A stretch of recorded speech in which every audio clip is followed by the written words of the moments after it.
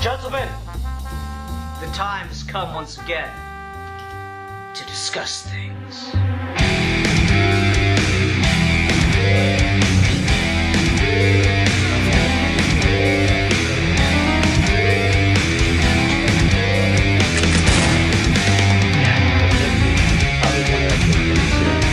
What are we, like a half hour later? Give me one of those half things. Okay. Yeah, you're fine. All right. Let's go ahead and get into it then. Hi, everyone. Welcome to another episode of Geeky Gentlemen. I am Sid Part 2. Joining me today is the one, the only, the realest of them all, the real Manos, a.k.a. Justin Cristelli. Hi, I'm the real Manos. Yes, he is. Justin, what are we reviewing today? We are reviewing the Jessica Jones fan film Interrogation. Yes, indeed. This is a very short fan film, and I like it a lot, but it is very short, so I don't know how we're going to do this, but we're going to get a half hour out of this. Are you ready, Manos? Yes, let's get going on this short film that we will talk about. So this is quite a bit older than I realized, because we just searched for it last week. But yeah, this is, 2009, I think? Yes. So this is one of those, 2009 is when I feel like, we just talked about the Silver Surfer fan film, 2009, 2008, in the wake of The Dark Knight, as I like to call it, is when I think a lot of fan films really started to take off. That's when you had the Joker blogs, you had MG Lusick doing his Deadpool series. I think you just started to get a really big jump in quality of fan films in 2008, 2009, and that's kind of continued over the last 8 to 10 years, which is kind of ridiculous. So this one is one of those like early ones where it's still really very clearly low budget, but very effective budget, I'd say. Yeah. What I like about it is it uses that as an advantage instead of a disadvantage. Definitely. It's really impressive just what you can do with framing, lighting, and very, very minimalist set design. You know? Yes.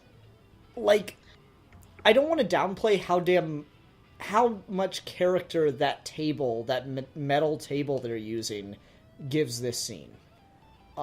Because literally you could do this scene with any table if you just put a bunch of papers on it. But the fact that it's like an all-metal table just makes it feel much more interrogation-y to me. And I know that it's such a minuscule and stupid detail, but it's little specific things like that can totally sell a scene. And like that's kind of what the whole idea behind set design for stage productions is all about, is what is the smallest amount of information we can convey for the setting with the scenery. And it's all about very smart minimalist choices, and I really like the table in this fan film. That's actually a wonderful point because I hadn't thought about that, which I guess contributes to the idea. It's a metal table and really crappy folding plastic chairs, which you would probably see in an interrogation room of any city police department. If they had used just any random table they had, or any kind of chairs from like the living room or kitchen, it would definitely like not sell the whole idea. Yeah, I mean, like, it could still work. You still wouldn't necessarily question it, but just the specific look of it is damn near perfect. And, for all I know, that could be, like, somebody's work table, like in a shop or something, but the look of it just feels right. And so it's a lot of little choices like that can really show how much you can do with just really, really basic props and set design. Yeah, we had this conversation last week about the Silver Surfer film, and that all they had was just a dark space and a focus on the lit actors, and we kind of fill in the blanks from there.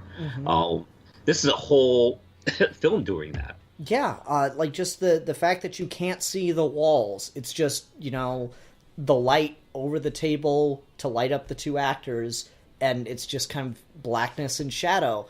And that's really goddamn effective. Like the only other like major cue that I think audiences have as a shorthand for a police interrogation room is like, a two-way mirror or just a mirror from our perspective. And they probably could have maybe put one in, but just having it be a dark room with the light, it not only helps with the minimalism and helps them do this on what I have to assume is no budget, but it helps with the mood of the whole thing too. Exactly, because it's forcing you to concentrate on the actors and what they're saying. Now, I haven't read any Jessica Jones in comics, but I was scrolling through the comments on this one. It's interesting to find out that Brian Michael Bendis saw this fan film and shared it around on his social media back a number of years ago. But it's also interesting because people are mentioning that this is an adaptation from the Alias graphic novel, I guess? Yes, I recognized this right off because I read Alias when it came out in issues. I don't have any of the trades. I have all the singles. And this is the opening scene in issue 2. And actually, this scene was kind of mimicked a little bit in the Jessica Jones TV series and again in The Defenders. Because at the end of the scene goes on a little bit further where Matt Murdock walks in. And goes, "Hey, this is my client. She's not saying another word. We're getting out of here today." And that was that in a weird way. The scene is kind of like split up into like the two shows I just mentioned, because that actually does happen in Defenders. But she gets out. I think it's I think it's different. Yeah, it's a different character that gets her out. This situation, and the situation is different. Like in issue 1, she's hired to, like they say, she's hired to like follow this girl, and she turns up murdered. It's kind of a classic. Bendis was using kind of a classic like film noir detective trope. Like, follow this person. That person's dead. Now the detective is in trouble, and they have to get out. It's kind of what the first story arc is. That's interesting. Because she is kind of like she falls into like a conspiracy that was designed to ensnare the president.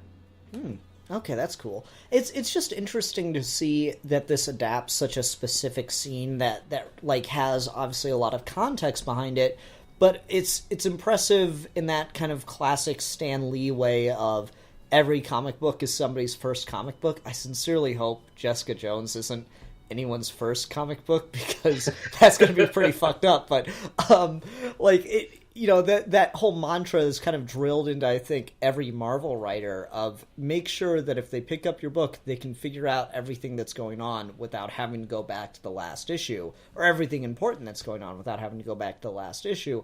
And, it just works translating so well to this fan film because, like, this could just be the beginning of a Jessica Jones movie or something, You wouldn't have to know anything else. You get the information that Jessica has superpowers, that she used to be, a spandex-wearing superhero running around, that she gave up on that, probably because of some severe anger issues, and that she's now in a private detective, that she's embroiled in the middle of this, case that's gone tits up kind of thing.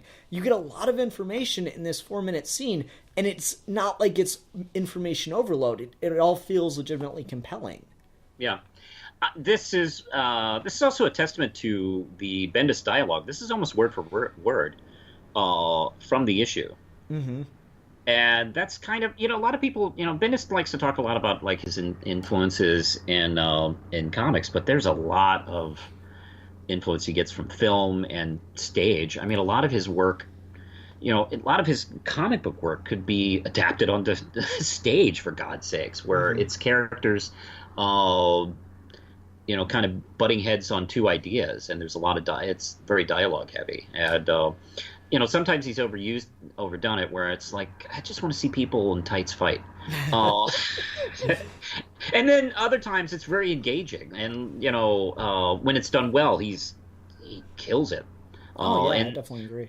this is definitely one of those times, and I like this is one of the things I like about adaptation is you can take something from one art form and explore it a little bit differently in another. Like to be honest, the things that are like given by the actors is like the actor playing the cop gives a lot of good kind of condescension. That doesn't come across when I read that issue. I get the sense when you read it, but it's like more so in this because that's something an actor can do just by a line read. Yeah, and like that's the important thing about inflection and stuff, and you'll hear people say, "Oh, I prefer the book or whatever to the movie," and I'm like, I get where that's coming from because you've got a certain image of it in your head, but the reason I like adaptations of things is because it presents things that, by definition, you can't imagine and that only other people could. Like, you can read the script for The Dark Knight and not come away with Heath Ledger's performance of the Joker. That is a very particular presentation and take on the dialogue alone.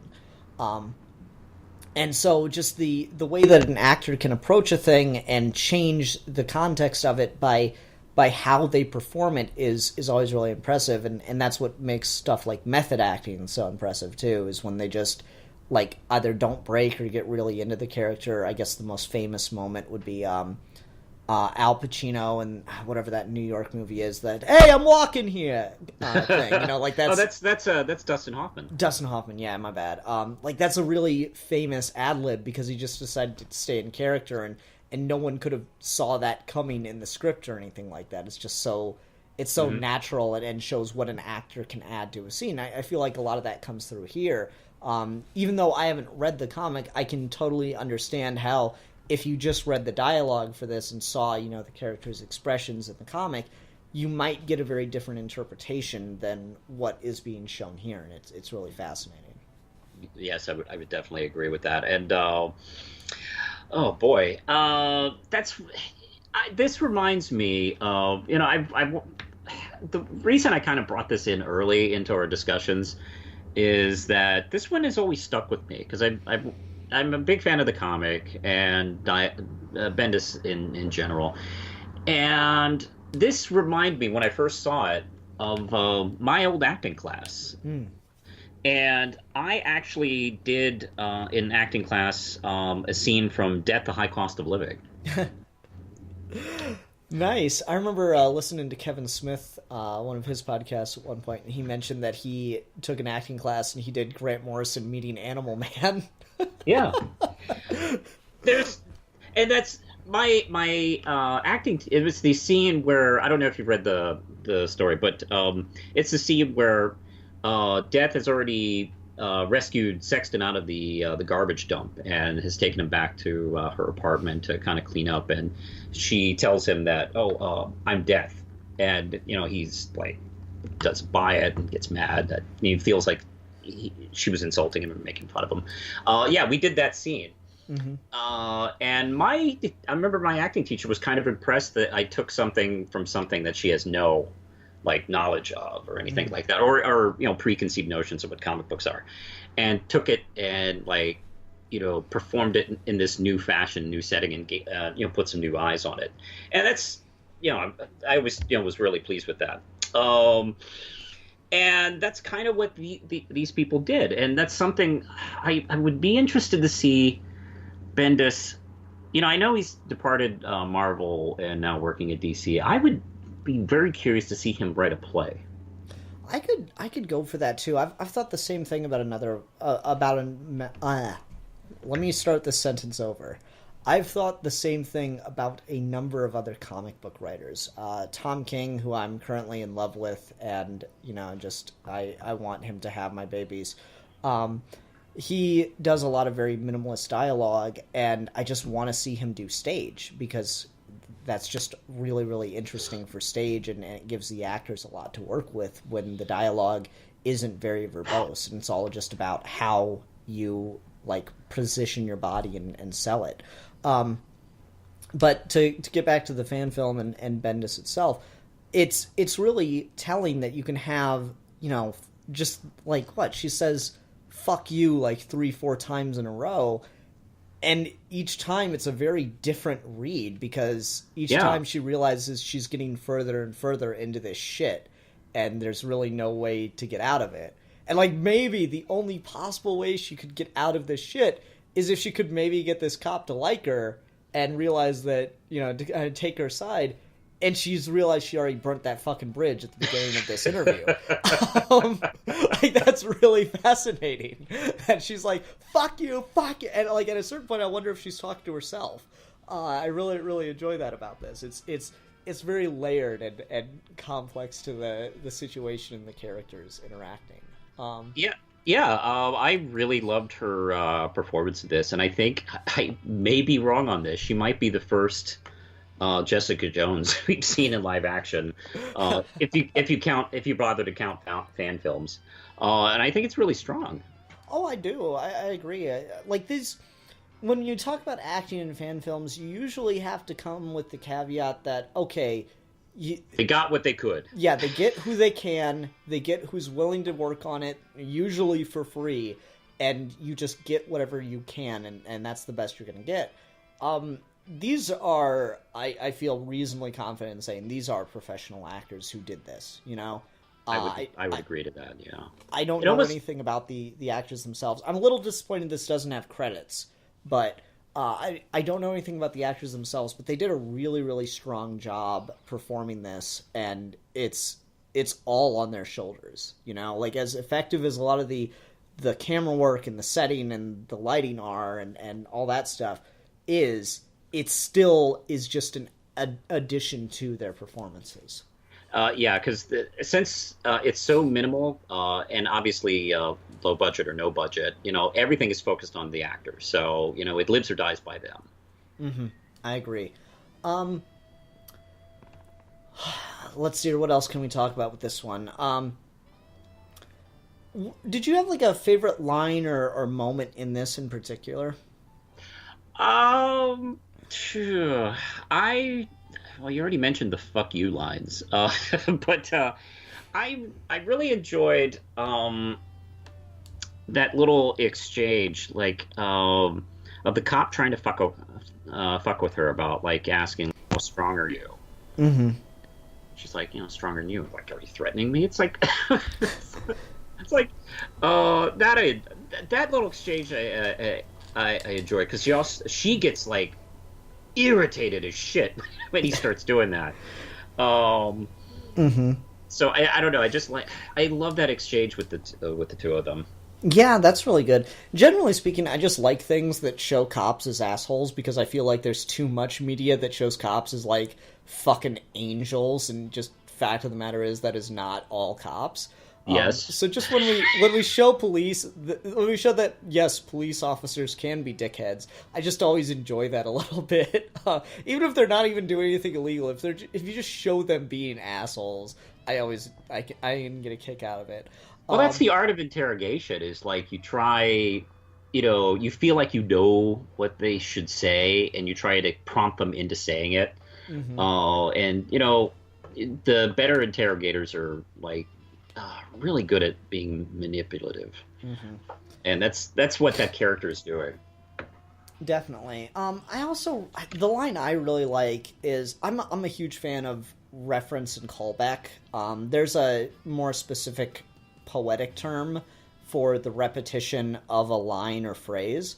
And so this has that with the phone call, only guilty people make phone calls, or something like that. Oh, yeah. And then he gets it, and I love that that's the end of it is, I think you're going to need that phone call. Like, oh, it's just stinging. It's just harsh. And she knows she dug her own grave on this. Like, why'd you lie to me? You know, I panicked, and I really wish I hadn't. That just sounds like bullshit. And you know it? So it's just like, she knows she's just so fucked on this, and she doesn't know what she's going to do about it. And that is just really entertaining. I like that, where you can just see everything stacked up against a character in various ways. So that was kind of cool. What else can we talk about with this? I'm not sure what else I have about it. It's hard to do this stuff with the shorter ones. Luckily, I know what I'm picking next week, and that's going to have a whole lot more material to talk about. A lot more meat, yeah. Yeah, that's almost an hour, so we'll have a lot more to talk about with that one. Let's see here. There's no music in this. The sound design, sound is something that's very important in film, because shitty sound and great picture can actually make people think less of your product, and great sound but shitty picture can actually make people think more of your product. So, it's not a ton of sound design, but with how much of this is dialogue driven, it's really important, and it is commendable that every word is crisp and clear. I can tell you that whatever these people did, they definitely didn't use an internal camera microphone, which is something that if anyone watching this wants to make fan films or just films in general, and you're just starting out, buy a microphone. Do not use any camera's internal mic, because they are all garbage. They're all garbage. So that's, just the little things help elevate everything about a production. And so the fact that this has clear, crisp sound from the actors is really good. I'm pretty sure the door sound effect at the start and the end is added in post, and it just kind of sounds kind of chilling, kind of intimidating, so I really like that. Any additional thoughts on the sound of it? I can hear them clearly. No, I'm not a technical guy, so it sounds good. I can only tell you any kind of criticism when it's bad, when it's noticeably bad. And the sound sounds wonderful. It sounds like they had good, stable equipment that they used on this. And I don't know anything about the filmmaker, but it definitely looked like somebody who knows what they're doing. Yeah, I mean, it's shot really well. The quality, the film quality itself is a little on the iffy side, but this is pre-2010, before HD cameras were really, really accessible to the wider public, so that's understandable. It's in a 16:9 aspect ratio, which I always appreciate, because I hate black bars, even though it's still got some black bars, but what can you do? I don't know, I like the visuals here. Again, there's a lot of credit to the lighting, as well as to the way it's shot, and when you do just like one spotlight kind of lighting like that, it can look kind of bad, and it doesn't here. It's pretty crisp. You can clearly see the actors' faces, and you can't see the background, which, again, it not only adds to the mood, but it adds to the setting, and it just looks right in a lot of ways. Otherwise, yeah, unfortunately, I don't have a ton else I can talk about with this one. It is just criminally short. I would like to see more. Again, my only other criticism would be to say that there should be credits. I don't like the fact that there were not credits. I think they credit some of the people in the YouTube description, but there's no credits in the video itself, and that's kind of disappointing. Because I'd like to know what these actors and filmmakers are up to now. Yeah, I want to see if they went anywhere. I mean, yeah, these actors and filmmakers, pretty solid work. Okay, Manos, that'll have to do it. It's going to be a shorter episode. Let's go ahead and go on to ratings. What will you rate this fan film? Oh, I would definitely give this a strong 4 ram chips. Okay. Out of 5. Oh, we were doing the jokey things. Let's see. I'd give it 4 out of 5 dead clients. Nice. I was going to give it same score, 4 out of 5 phone calls that now you do need.